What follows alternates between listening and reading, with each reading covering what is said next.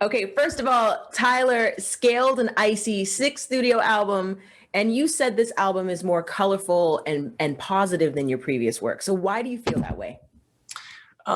Maybe it's to compensate for me wearing black all the time. I don't know. I wanted to shake things up. Your lighting is way better than mine. What are you Thank you. using? I gotta work on my Do you lighting do situation. you need a glam light? I I mean, I think could I get do. you. I got something going on, but I don't. It's not even coming close to what you got going on. So Do you maybe want a after the wind? interview, you can send me some notes on the tech that you got going on because that you look fantastic. Thank you. I have wind machines. I have all the diva stuff. We need that. I Okay. can get that shipped over to you, Tyler. Stop All right. playing with Let's me. do it. No, you look great. You're in the studio. You're working. It's dope. So, positive, colorful. Yeah. I'll answer your question about the record. I'm sorry. I got distracted. Yeah. I think that I was working on some music, and obviously that's what I do. And I didn't feel like it was appropriate to just hold up a mirror to the circumstances that we're all experiencing right now, especially this Yeah. past year. I wanted to escape it a bit and really lean into imagination and the idea that if you're confined to one simple small space and you focus on one tiny little detail in that space, that detail can actually come to life and fly around your room and take you on a journey. And I think that that's, the power of music and creativity and Yeah. leaning into that imagination. I think that this record is going to be, a little more colorful and exciting in that way. Yeah.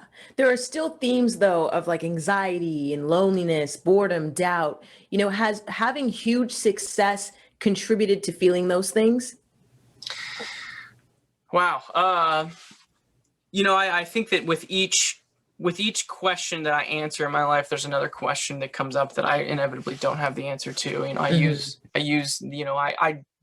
have a 1-year-old daughter, and in a lot of ways leading up to, being a dad, I always had this question of what's the point? What is my motivation? What are my goals?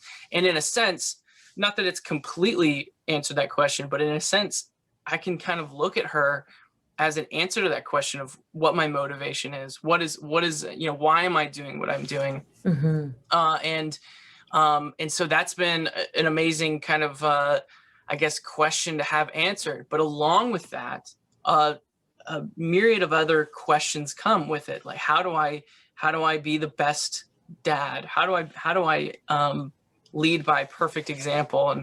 Yeah. And all these, how do I convince her that I think that she's beautiful and I want her to be whoever she wants, and all these things that are kind of scary about being a parent. So yeah, I've always used music to kind of move forward in my seasons of life, and this season is no different. I've been still using music. Yeah. How has that blend been for you? Like just balancing, family and work? Because I know that you made this entire album at home. So even just finding boundaries and structure, like what was that like for you? Yeah, I mean, it's tough because as much as I'm in a studio in the basement and it's all soundproofed and everything, I don't know what it is, but there's only one sound that cuts through all these walls, and it is her running across the kitchen floor. And so if I'm down here and I'm grinding and all of a sudden I just hear that pitter patter run above me, it's so Aw. tough not to just press pause and everything I'm doing and go up there and see how she's doing. And inevitably my wife will say, all right, you got her for a second, I gotta go do this thing. And all of a sudden I'm stuck babysitting for the next hour. And so I gotta like I take advantage of working from home as much as I can, but Yeah. also you're right, the boundary thing is kind of tough because I gotta stay focused too. Yeah, no, for sure. Rosie's popping, okay? Yeah. Because from what I understand, she's on Shy Away. Yeah, she's on a few things. Yeah, she's we have did she show, she was on set there. She actually showed up in the music video for Level of Concern, which Yeah. was a song we released a little bit ago. So yeah, I don't know. I think a lot of artists and musicians, they like to separate their personal life from their career, and I totally respect that, and I understand why you would do that. For me, it always felt a little unnatural to do that because my personal life and who I am behind the music is so it's so important to who I am when I'm doing music. And so Josh and I, the other guy in my band, we've always been inclined to involve our family, to involve the people who are in our lives. So yeah, you know, a lot of our music videos and a lot of the things that we do, just kind of sprinkle them in there whenever we can. And I hope one day Rosie will look back on a music video that she's in and not resent me for it. I mean, hopefully that doesn't happen, but I like commemorating, you know, where we are in our life, with music videos and stuff. And that's why we involve our family sometimes. Yeah. Well, Rosie's a little rock star. So I want to know, like, is she going to get credit, royalties? What are we doing here? I told my wife that I think DJ Khaled made his like 1-year-old son an executive producer and stuff. And I was thinking maybe I could, you know, find her a title and get her fast tracked into a career here. But she's only a year old. So I think I'm going to just hold off for now and let her decide. So besides Josh, who is the person in your life that you trust the most to like play new music? Like, who is your litmus test?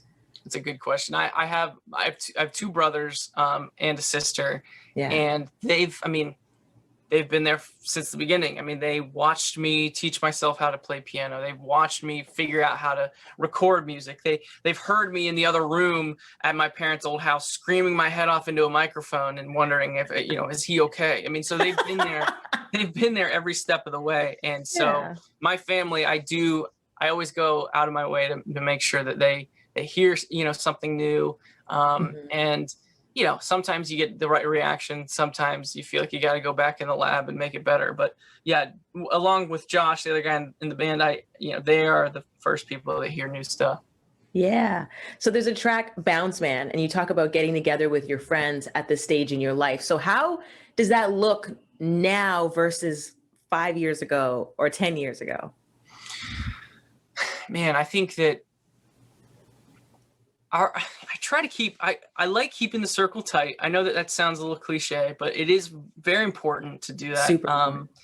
And in as much as I like to do that, even, you know, looking back 6 years ago when I got married, you know, looking at the, you know, the wedding and who was invited there, it's a different group of people than who I may have invited to that wedding if it were now. And those, so inevitably you're going to see people coming in and out of your life, and that's very natural. And it can be sad sometimes, but I do think that you start to realize when those people start to cycle in and out, is when we start to truly recognize the people who are going to stay forever. And when you realize who those people are, you get to lean into them even more. And for me, it truly is family. And it's not always the case for everyone. Sometimes people have friends or long time, you know, friendships that are just as powerful and strong as family. And I think that as I get older, I realize which ones are mainstays. And so, I mean, you're going to have those people that come in and out, but remember who's got your back. Yeah. Rosie's first birthday post on Instagram made me just die. It was so funny. How has fatherhood just changed your priorities when it comes to music and touring and all of that?